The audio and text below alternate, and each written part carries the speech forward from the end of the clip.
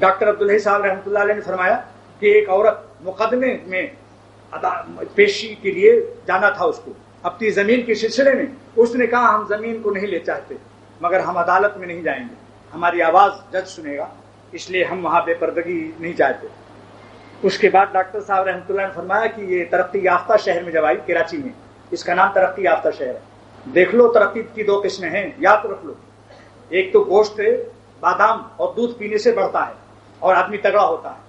یہ ترقی یافتہ صحت, یہ صحت, یہ گوشت کا اضافہ, بدن کی یہ موٹاپا اور فربہی صحت مند فربہی ہے جو بادام سے اور ورزش سے اور دودھ پینے سے, وٹامن کھانے سے ہوئی ہے. اور ایک گوشت میں ترقی ہوتی ہے ڈنڈا کھانے سے. ایک ڈاکو آیا 10 ڈنڈا مارا اس نے بازو پر, اور صبح اٹھا تو 3 انچ اٹھا ہوا ہے, 3 انچ گوشت اپنی جگہ سے اوپر اٹھا ہوا ہے. اب اس نے کہا کہ بھائی ڈاکٹر صاحب کے یہاں لے چلو مجھے. اپنے دوست سے کہا, ان کا کیوں جا رہے ہو؟ ان کا ڈاکٹر سے پینسلین کا انجیکشن لگوانا ہے. کیا بات ہے؟ ان کا گوشت میں 3 انچ دیکھتے نہیں ہو سوجن؟ تو کہتے یہ تو ترقی, آپ رات دن کہتے تھے ترقی ہونی چاہیے ترقی ہونی چاہیے, آپ تو آپ کے گوشت میں ترقی ہے, آپ کیوں جا رہے ہیں ڈاکٹر کے یہاں؟ تو کہنے لگے یہ صحت مند ترقی نہیں ہے. تو اللہ کے غضب کے ساتھ جو ترقی یافتہ بن رہے ہیں, خدا کو ناراض کر کے قبر میں جانے کے بعد معلوم ہوگا کہ یہ کون سی ترقی ہے. بے حیائی بے شرمی کا نام ترقی, پیٹ کھولے ہوئے اس کا نام ترقی, کمر کھلی ہوئی ہے, موٹر سائیکل پر بیٹھی بھاگی جا رہی ہے, اس کا نام ترقی ہے. دوسرے یعنی وہ حیادار عورت جس نے مقدمے میں اپنی زمین کو خیر بات کہنے کا اعلان کر دیا, عدالت میں نہیں گئی ہندوستان میں, وہ اس ترقی یافتہ شہر میں امپیرس مارکیٹ کی سڑکوں پر بے پردہ پائی گئی. صحبت کا اثر یہ. آج یہ صاحبزادے جو اپنی بیویوں کو بے پردہ کرنا چاہتے ہیں, کاش ان کے دلوں میں خدا کا خوف ہوتا تو کبھی اس کی ضرورت نہ ہوتی, اور ان خواتین کی عزت کرتے کہ جو پردے سے رہنا چاہتی ہیں.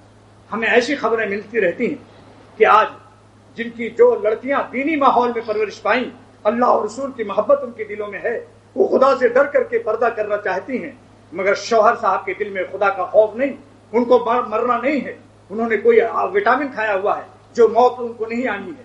وہ اپنی بیویوں کو ڈنڈے مار کر کہتے ہیں تم بے پردہ اگر رہنا ہے تو رہو ورنہ طلاق لو. تمہارا برقع اتار کے رہیں گے, چوٹیاں کٹوا کے رہیں گے, پرکٹی بنا کر تم کو ایک دم ٹیڈی بنائیں گے, میم بنائیں گے لندن کی طرح.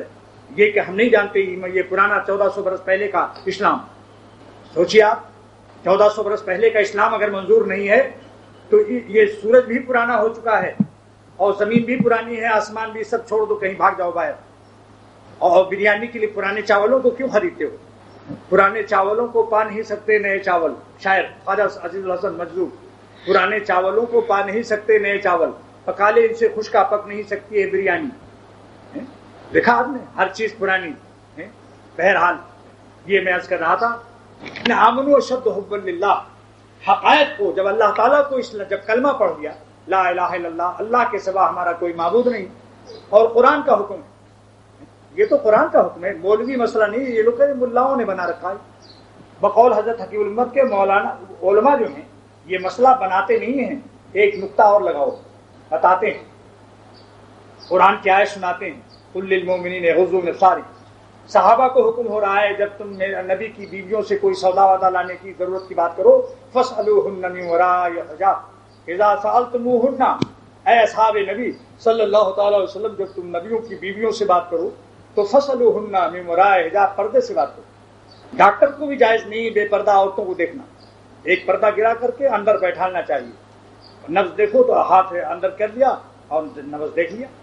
ڈینٹسٹ ڈاکٹر اس کے لیے بھی جائز نہیں ہے کہ وہ گالوں کو پکڑ کر کے دانت نکال دے کسی لڑکی کا, اور بالغ لڑکی. اس کو بھی چاہیے کوئی عورت رکھے دانت نکالنے کے لیے, کیونکہ اس میں بالکل گال کو ہاتھ میں لینا پڑتا ہے.